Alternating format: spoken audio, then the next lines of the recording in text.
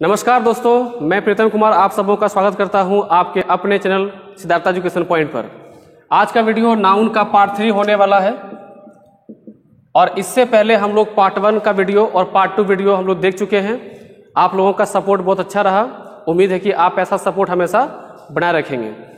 तो आज का वीडियो में हम लोग पढ़ेंगे कलेक्टिव नाउन, क्योंकि इससे पहले पार्ट 2 तक हम लोग मटेरियल नाउन तक पढ़ चुके थे। उसके सभी एरर पॉइंट्स जो एग्जाम में आते हैं और हॉट टिप्स सभी कुछ पढ़ चुके थे, हम लोग सारे एग्जाम्पल को समझ चुके थे।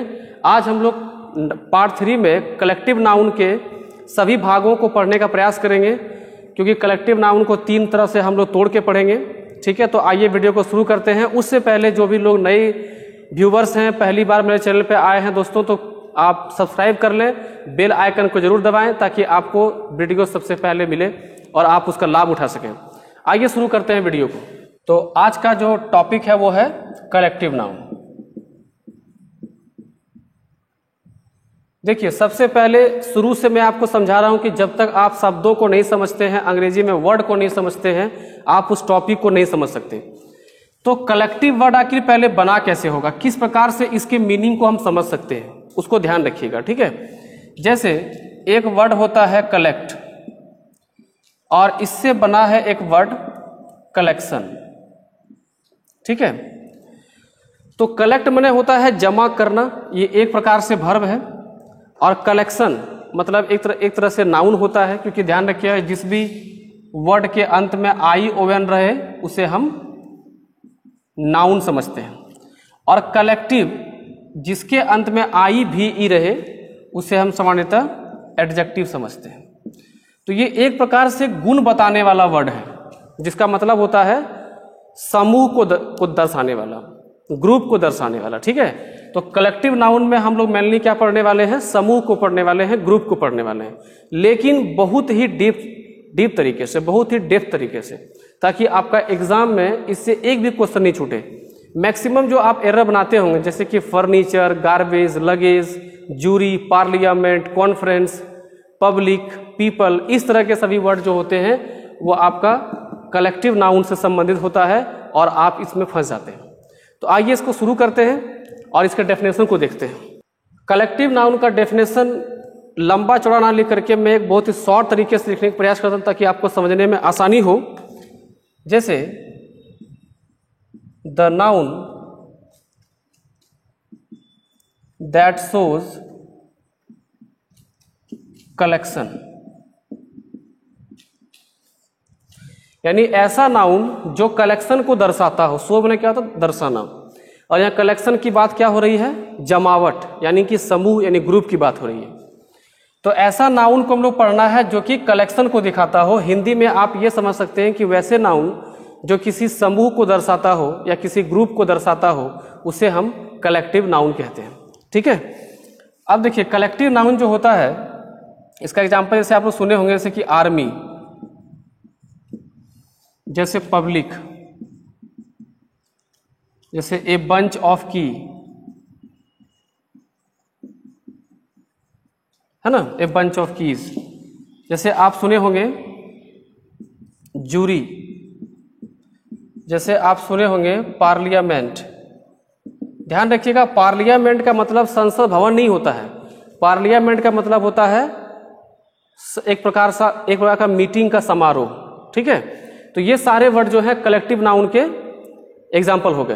अब हम लोग इसके अलग अलग पार्ट को समझने का प्रयास करते हैं। तो अब थोड़ा सा और आप जो है कॉन्शियस हो जाइए, क्योंकि अब इसको हम ब्रेक करने वाले हैं। ठीक है, तो कलेक्टिव नाउन हमारा 3 रूप में टूटेगा। इस चीज को आप ध्यान से पढ़िएगा, क्योंकि यहां से सवाल आपको हर साल देखने को मिलेगा। सबसे पहले आता है जेनेरिक, या फिर इसी को लोग जनरलाइजिंग कलेक्टिव नाउन भी कहता है। ठीक है, एक आता है ग्रुप कलेक्टिव नाउन, और एक होता है डिस्ट्रीब्यूटिव कलेक्टिव नाउन। ठीक है, अब हम लोग इन तीनों को एक एक करके समझने का प्रयास करेंगे। ठीक है, तो पहले शुरू करते हैं हम लोग जेनरिक कलेक्टिव नाउन को। ठीक है, थोड़ा सा मिटा देते हैं बोर्ड को।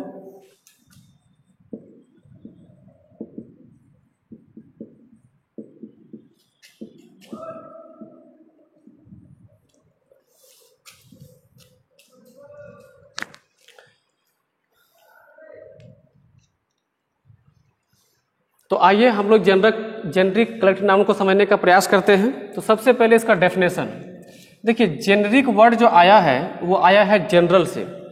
तो यहाँ पे हम लोग पढ़ेंगे कि वैसे समूह, आप इसको लिखते जाइए, वैसे समूह जो अलग अलग वस्तुओं या सदस्यों से मिलकर बना हो। ठीक है दोस्तों, यानी वैसा समूह हम लोग पढ़ने जा रहे हैं जिसमें कि अलग अलग प्रकार के समूह से वस्तुओं से मिलकर एक समूह का निर्माण हुआ हो। जैसे इसमें एग्जाम्पल हो सकता है, जैसे फर्नीचर,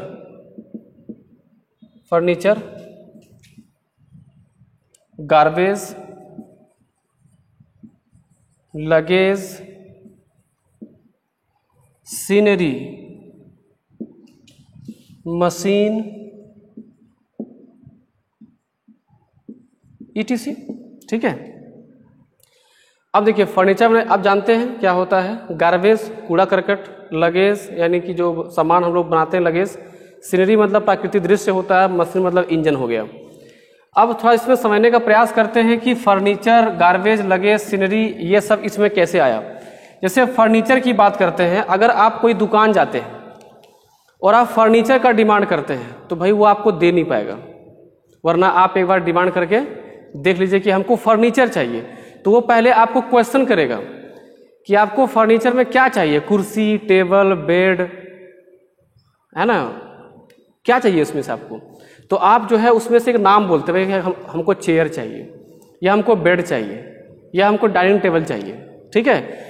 तो फर्नीचर जो है इन सभी के समूह को कहते हैं। आप जिस भी दुकान में जाते हैं जहाँ फर्नीचर लिखा होता है वहाँ आपको कुर्सी भी मिलेगा, डाइनिंग टेबल भी मिलेगा, बेड भी मिलेगा, सोफा भी मिलेगा। ठीक है, स्टडी टेबल भी मिलेगा, सब कुछ वहाँ मिलेगा। तो ये सारे समूह को हम लोग क्या बोलते हैं, फर्नीचर बोलते हैं, किसी एक चीज को नहीं बोलते हैं। तो फर्नीचर वर्ड जो है वास्तविक में एग्जिस्ट नहीं करता है। सिर्फ फर्नीचर ही नहीं, ये जितने भी वर्ड हैं ये वास्तविक में एग्जिस्ट नहीं करते हैं, यह एक समूह को दर्शाते हैं। जैसे कि हम बात करते हैं गार्बेज, आपके आसपास कूड़ा करकट का एक ढेर होगा, अगर आप वहां जाएंगे तो आपको गार्बेज एक समूह रूप में दिखेगा, लेकिन जब उसको आप ध्यान देंगे तो वहां आपको कागज मिलेगा, प्लास्टिक मिलेगा, सड़े गले वस्तुएं मिलेंगी। ठीक है। तो ये भी एक किसी से पूछे कि गार्बेज दीजिए, गार्बेज दिखाओ, तो वो अगर जाके अगर आप उसको देखेंगे तो वो क्या दिखेगा, सड़े गले चीजें और वेस्ट मटेरियल दिखेगा आपको। ठीक है। तो ये भी क्या एक प्रकार से वास्तविक रूप में एग्जिस्ट नहीं करता, यह एक समूह को दिखाता है। लगेज की बात करते हैं, तो लगेज एक ऐसा वर्ड है, जैसे कि आप कहीं जा रहे हैं तो आप क्या करते हैं, एक बैग को पैक करते हैं, कपड़े, रोजमर्रा की चीजें, परफ्यूम, क्रीम, जो भी लगाना हो सब उसमें आप ले लेते हैं और वो उसको पैक करते हैं, तो उसे आप लगेज कहते हैं। लेकिन अगर आपको दिखाने बोले कि लगेज दिखाओ, तो आप लगेज दिखाने बोले तो बोलेगा ये तो भाई बैग है, इसमें कपड़े हैं, ये तो परफ्यूम है ना। तो ये सारे जितने भी चीजें हैं वो सब क्या हो जाएगा, सभी एक सिर्फ कल्पना का चीजें हैं, कल्पना का शब्द है, लेकिन वह एक समूह को दिखाता है। आइए सीनरी को भी देखते हैं। सीनरी मतलब होता है प्राकृतिक दृश्य। जैसे कि कहीं पर अगर एक पेड़ भी लगा हुआ है, पहाड़ भी है, बगल में नदी भी है, यानी कि एक प्रकार से 2, 4, 5 चीजों का एक समूह बनता है, तो उसे आप प्राकृतिक दृश्य कहते हैं। अब मान लीजिए घर में आप एक गमला लेके आए और एक पौधा लगा दिए, और आप अपने मम्मी से कहते कि मम्मी देखो प्राकृतिक दृश्य, देखो हम यहाँ पे है, क्या है, सीनरी है, तो लोग हंसेगा कि भाई ये तो सिर्फ एक पौधा है। ठीक है। तो ये सारे जितने भी चीजें क्या है, सब एक समूह में होते हैं। ठीक है। अब आइए इसके बारे में कुछ हॉट टिप्स, जहां से डायरेक्ट आपको क्वेश्चन पूछा जाएगा। ठीक है दोस्तों, तो हॉट टिप्स इसका देखने का प्रयास करते हैं कि इसमें हॉट टिप्स या हॉट टॉपिक क्या क्या है। सबसे पहला कि ये जितने भी आपका जो कलेक्टिव, जो जेनरिक कलेक्टिव नाउन है, ये सभी होते हैं इनविजिबल होते हैं, क्योंकि आप फर्नीचर को नहीं देख सकते, आप कुर्सी को देख सकते हैं, प्राकृतिक दृश्य को नहीं देख सकते, आप नदी को देख सकते हैं, है ना, गार्बेज को नहीं देख सकते, आप उसमें जमा हुआ वस्तुओं को देख सकते हैं। ठीक है। अगर ये इनविजिबल है तो ये अनकाउंटेबल होगा, और अगर ये अनकाउंटेबल है तो ये क्या होगा, हमेशा सिंगुलर होगा। आप ये ध्यान रखिएगा कि क्या होगा, हमेशा ये सिंगुलर होगा। यहीं से क्वेश्चन बनता है। आप जाके अगर एसएससी या किसी भी एग्जाम्स के क्वेश्चन को आप देखें जिसमें कि इंग्लिश पूछा जाता है, वहाँ से आपको इस टॉपिक से क्वेश्चन वहाँ जरूर दिखेगा आपको, ठीक है। जैसे एक सेंटेंस लेते हैं, अगर वो सिंगुलर है तो वो वर्ब भी क्या लेगा बताइए, वर्ब भी क्या लेगा, वो सिंगुलर लेगा वर्ब। जैसे अगर एक सेंटेंस लिखें कि furnitures is old,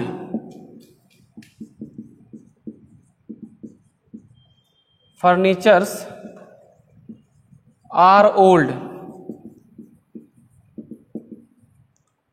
furniture is old. अब बताइए किसमें से सही कौन सा होगा। देखिए जो पॉइंट आपको बताए हैं कि फर्नीचर का भी सिंगुलर से प्लूरल नहीं हो सकता, तो ये पॉइंट पहले गलत हो गया, ठीक है। क्योंकि यहाँ वर्ब तो ठीक है लेकिन यहाँ पर गलती किया गया है। अब देखिए फर्नीचर्स और यहाँ पर आर दोनों गलत है कि एक तो फर्नीचर में एस लगेगा नहीं, और अगर वर्ब की बात की जाए तो वहाँ पर प्लूरल वर्ब लेगा नहीं। अब आते हैं फर्नीचर इज गोल्ड, तो इसमें देखिए फर्नीचर सिंगुलर फॉर्म में है और वर्ब भी किस फॉर्म में है, सिंगुलर फॉर्म में है, तो ये आपका जो है एग्जाम्पल बिल्कुल सही होगा, ठीक है। तो अब ध्यान रखें कि furniture, garbage, luggage, scenery, machine, ये जितने भी वर्ड आपको लिखाए गए एग्जाम्पल इसमें, ये सभी क्या होंगे, हमेशा सिंगुलर होंगे और ये अपने साथ एस कभी नहीं लेगा, और ये वर्ब भी क्या लेगा, सिंगुलर लेगा, ठीक है। अब हम लोग आते हैं इसके सेकेंड पार्ट में, ग्रुप कलेक्टिव नाउन। तो ग्रुप कलेक्टिव नाउन में देखिए ये वर्ड से ही क्लियर हो रहा है कि ग्रुप यानी समूह को दिखाना, तो इसमें वैसा समूह दिखाया जाएगा जिसमें सभी मेंबर क्या होंगे, समान, यानी कि वैसे समूह जिसमें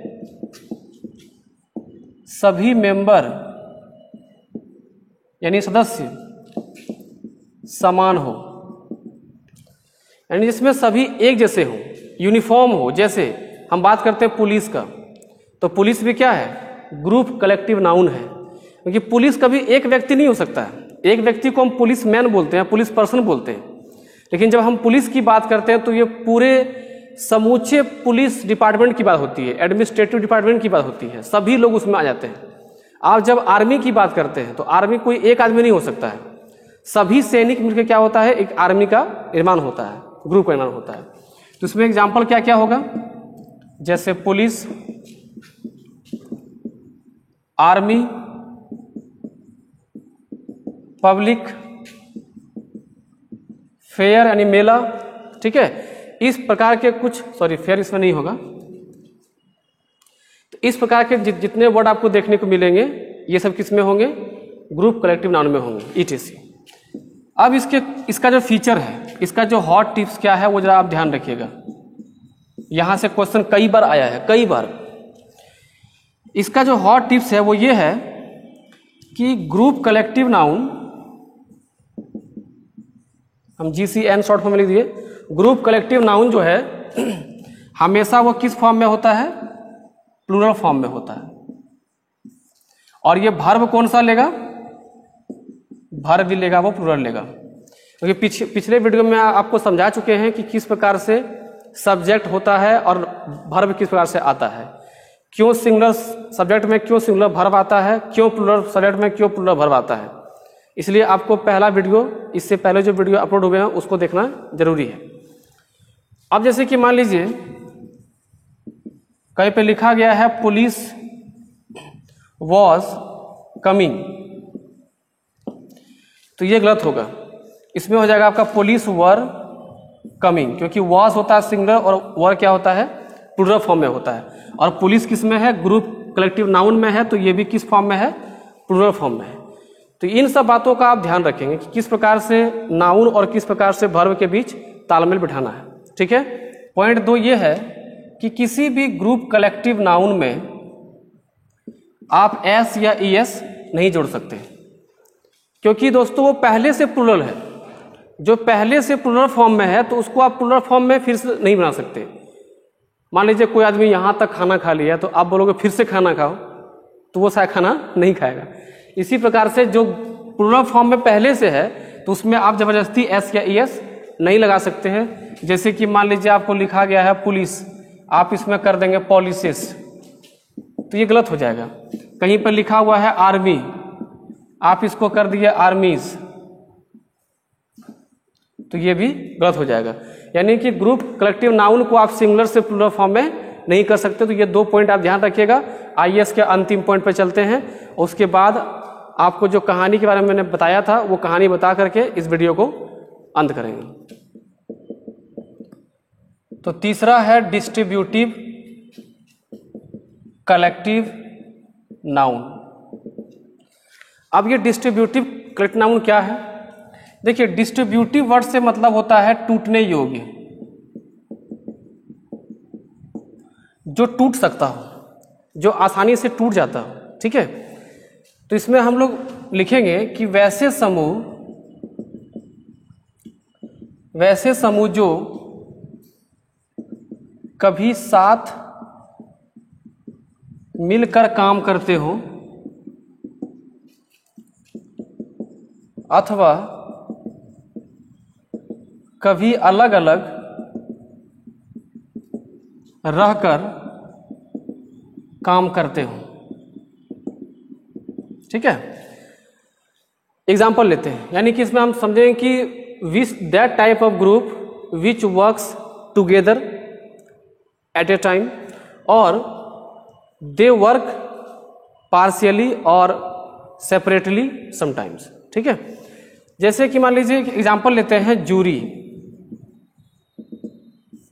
बहुत से एग्जाम्पल जैसे जूरी है, पार्लियामेंट है, कॉन्फ्रेंस है, फेयर है। ठीक है, आपको जूरी से समझा रहे हैं। जूरी इसलिए क्योंकि जूरी एग्जाम में हमेशा यही वर्ड पूछता है, इसलिए आप इसको अच्छे से समझिए। जूरी मतलब होता है जजों का समूह। जैसे आप कभी इंटरव्यू में अगर आप जाएंगे तो वहां पे देखेंगे इंटरव्यू पैनल में 4 से 5 जज बैठे हुए हैं और उनको आप क्या बोलते हैं? जूरी बोलते हैं। जैसे कभी कभी आप देखते हैं कि काफ़ी टीवी शोज होता है, उसमें कई लोग जज बैठते हैं, उसे हम लोग क्या बोलते हैं? जूरी बोलते हैं। अब देखिए जूरी किस प्रकार से अलग अलग काम करता है, किस प्रकार से साथ काम करता है। तो पहले हम लोग साथ को देखते हैं, फिर हम लोग अलग देखेंगे। चलिए अब एक शो को हम एग्जाम्पल लेते हैं। मान लीजिए एक शो जैसे कि DID चल रहा है, डांस इंडिया डांस। उसमें एक कंटेस्टेंट डांस करता है और जो भी मार्क्स देना होता है देने के बाद लास्टली वो बोलते हैं कि सेलेक्टेड या फिर रिजेक्टेड। तो अगर दिस सेलेक्ट करना होगा तो सबों की राय जरूरी है, और अगर रिजेक्ट करना होगा तो भी सबों की राय जरूरी है। तो अगर इस समय रिजेक्शन की बात होगी, रिजेक्ट या फिर सेलेक्ट, तो उस समय पर सभी जूरी क्या होंगे, सभी जज क्या होंगे? साथ हो जाएंगे। जूरी क्या हो जाएगा? एक साथ हो जाएगा। लेकिन जब मार्क्स देने की बात होगी कि इसको कितना कितना मार्क्स दिया जाए, तो मान लीजिए अगर 4 जज बैठते हैं तो कोई 6 देगा, कोई 7 देगा, कोई 9 देगा, कोई 10 देगा। तो इस प्रकार से जो मार्क्स सेट किया जाएगा तो सबका मार्क्स क्या है? अलग अलग। तो यहाँ पर ये अलग अलग काम किया। लेकिन जब सिलेक्शन या रिजेक्शन की बात होगी तो उसमें क्या होगा? वो सब एक साथ हो जाएंगे। एक और एग्जाम्पल लेते हैं, पार्लियामेंट का एग्जाम्पल लेते हैं। मान लीजिए पार्लियामेंट में कोई बिल पास होना हो, जैसे कि अभी हाल में एक आर्टिकल 370 हटाया गया, यानी इसमें कुछ कुछ महत्वपूर्ण परिवर्तन किए गए। तो उसमें से जैसे कि शुरू में काफ़ी लोग पहले इसका विरोध किए। ठीक है, तो जिसमें सबका अपना अलग अलग राय था कि भाई विरोध क्यों कर रहे हैं, ये कुछ बोल रहा है, वो कुछ बोल रहा है। तो उस समय सबका मत क्या था? अलग अलग था।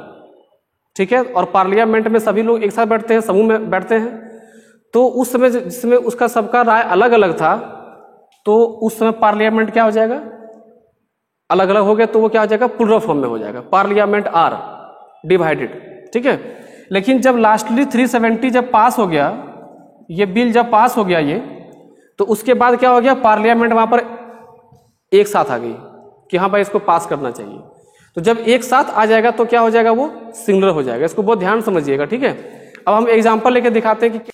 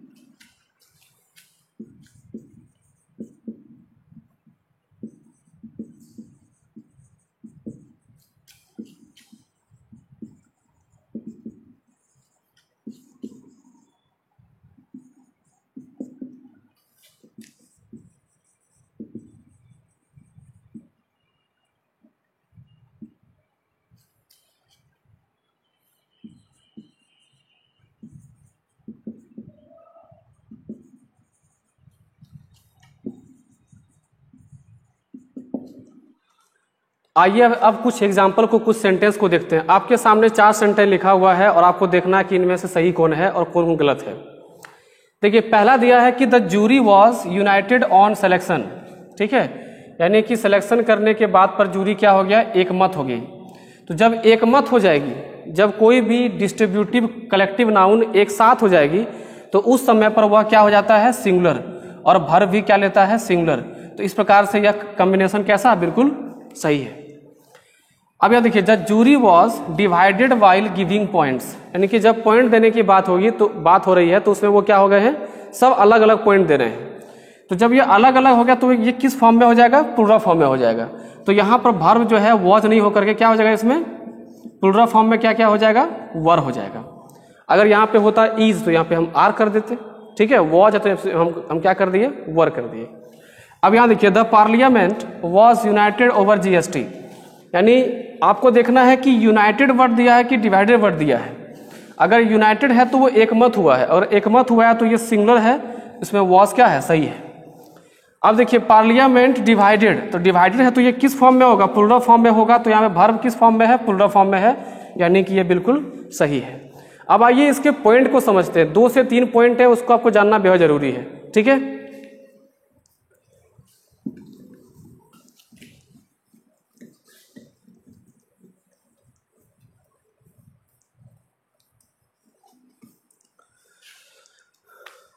तो इसका पहला पॉइंट यह है कि डिस्ट्रीब्यूटिव कलेक्टिव नाउन जो है वो सिंगुलर और प्लूरल दोनों हो सकता है।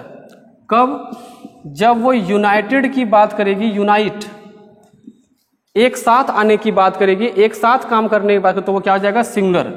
लेकिन जब डिवाइड की बात होगी, जब अलग अलग हो काम करने की बात हो, तो वो किस फॉर्म में हो जाएगा, प्लूरल फॉर्म में होगा। इसको आप ध्यान रखिएगा। दूसरा पॉइंट,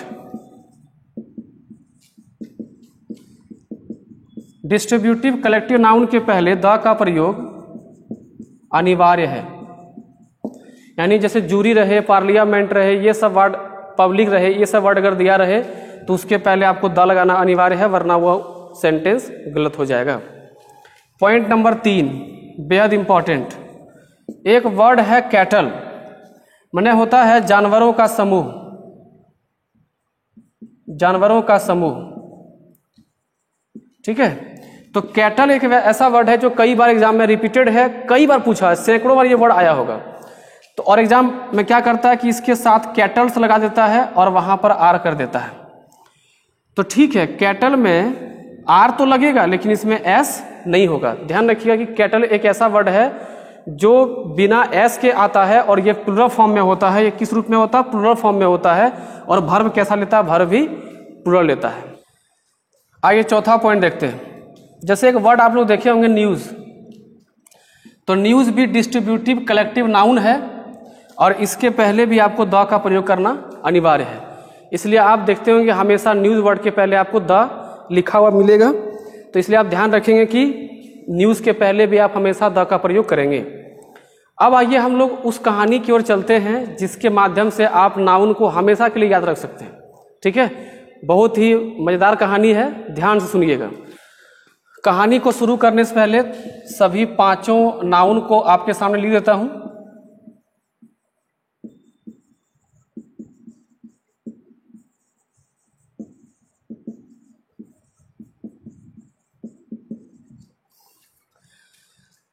चलिए, एक व्यक्ति है, उसका नाम है पिंटू, मान लेते हैं, कुछ भी नाम मान सकते हैं आप। ठीक है, एक व्यक्ति का नाम क्या है, पिंटू। वो क्या करता है, मुर्गी पालता है। ठीक है, वो एक मुर्गी खरीदता है, सॉरी पालता नहीं है, वो एक मुर्गी खरीद के लाता है। और इस मुर्गी को वो कुछ दिन रखने के बाद सोचता है कि इसका एक नाम रख दिया जाए। ठीक है, तो इसका नाम वो अपने नाम से मिलता जुलता नाम रखा, चिंटू। ठीक है, मुर्गी का नाम क्या रखा, चिंटू। अब जो है ये मुर्गी थोड़ा सा बड़ा हो गया, तो बड़ा होने के बाद क्या हुआ कि उसको लगा कि भाई अब इसको खाने मन कर रहा है। ठीक है, मुर्गी बड़ा हो गया था तो उसको खाने मन किया, तो उसने मुर्गी को काट दिया। ठीक है, काट दिया और उसका वो क्या बना दिया, मटन, मतलब मीट बना दिया उसको, मटन नहीं इसको मीट कह सकते हैं, ठीक है।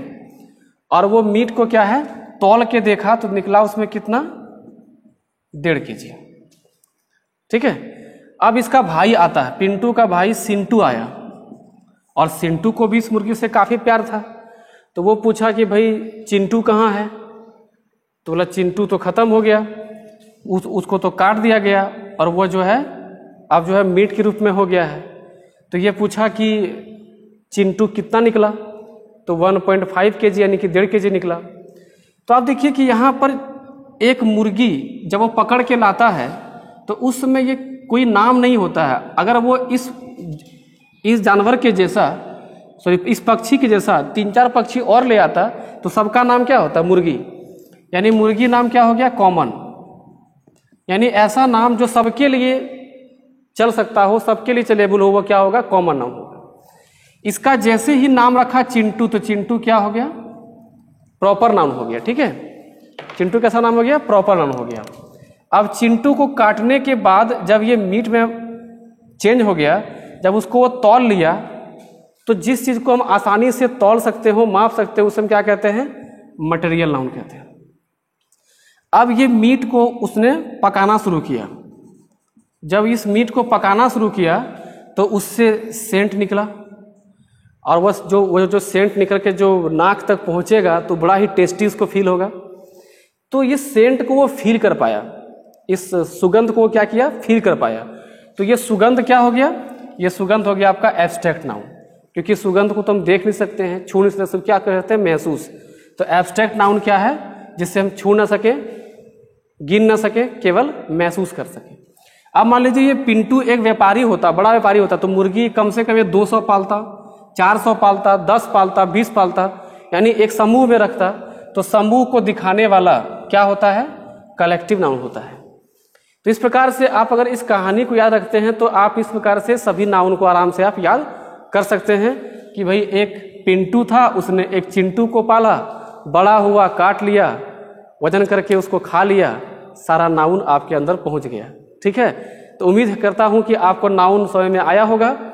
अब हम अगले वीडियो में मिलेंगे, और अगला वीडियो जो होगा वो बहुत ही मजेदार वीडियो होगा। तो आप बने रहें और चैनल को सब्सक्राइब जरूर कर लें और लाइक शेयर जरूर करें दोस्तों। तब तक धन्यवाद, थैंक यू।